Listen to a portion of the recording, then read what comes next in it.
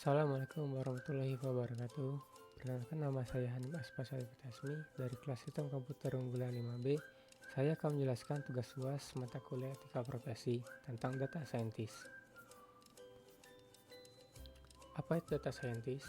Data scientist adalah pekerjaan dalam bentuk penggabungan ilmu komputer seperti pemrograman, statistik, dan matematika yang bertujuan untuk mengumpulkan, menafsirkan, dan menganalisis kumpulan data besar yang terstruktur dan tidak berstruktur. Menjadi data scientist artinya kamu memiliki misi untuk menentukan kebenaran yang objektif atau yang paling mendekati.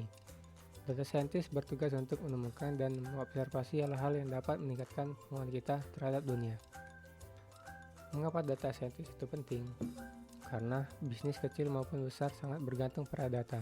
Jika perusahaan tidak mampu mengolah data, bisnis tidak akan memiliki pedoman untuk strategi operasi yang efektif dan efisien untuk mendapatkan keuntungan. Apa saja etika data scientist?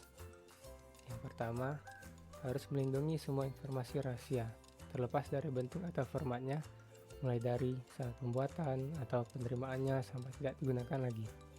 Yang kedua, tidak mengungkapkan informasi yang berkaitan dengan representasi klien. Yang ketiga, seorang data scientist dapat mengungkapkan informasi yang berkaitan dengan representasi klien sejauh itu diperlukan. Yang keempat, memberitahu klien tentang semua hasil analisis dan fakta material yang diketahui yang akan memungkinkan klien untuk membuat keputusan. Lalu, apa saja tugas dan tanggung jawab dari seorang data scientist? Yang pertama, mengidentifikasi sumber pengumpulan data untuk kebutuhan bisnis. Yang kedua, memproses dan membersihkan dan mengintegrasikan data. Tiga, pengumpulan data otomatis dan proses manajemen. Yang keempat, memperkirakan tren dan memberikan laporan dengan rekomendasi. Yang kelima, mengembangkan, mengimplementasikan, dan memelihara database. Yang keenam, menghasilkan informasi dan wawasan dari kumpulan data, lalu mengidentifikasi tren dan pola. Lalu yang terakhir, menyiapkan laporan untuk tim eksekutif dan proyek.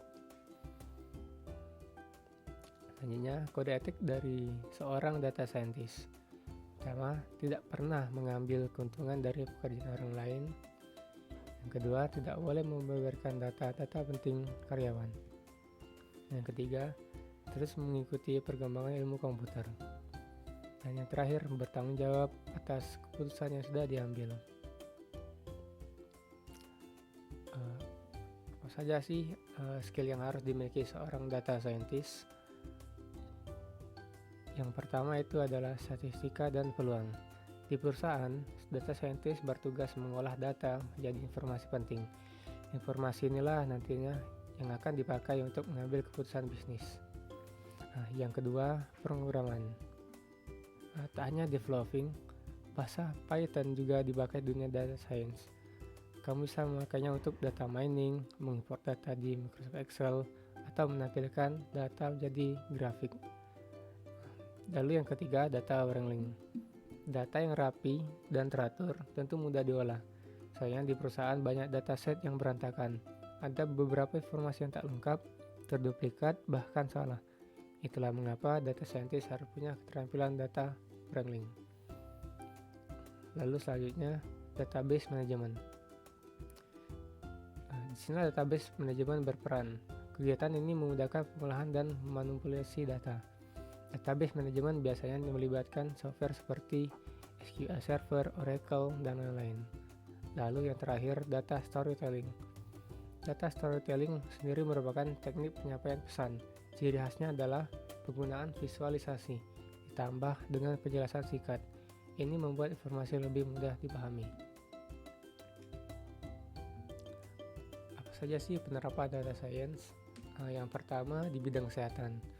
Pada tahun 2008, Google memetakan wabah flu secara real time dengan melacak data lokasi pada pencarian terkait flu. Yang kedua, bidang finansial. Banyak bank dan perusahaan berbasis finance menggunakan data science untuk mengelompokkan data yang mungkin penipuan. Lalu yang terakhir di bidang olahraga, para tim baseball Oakland Athletics asal Amerika Serikat menggunakan statistik game untuk memprediksi potensi pemain dan membentuk tim yang murah. Baiklah, sekian dari saya. Terima kasih. Wassalamualaikum warahmatullahi wabarakatuh.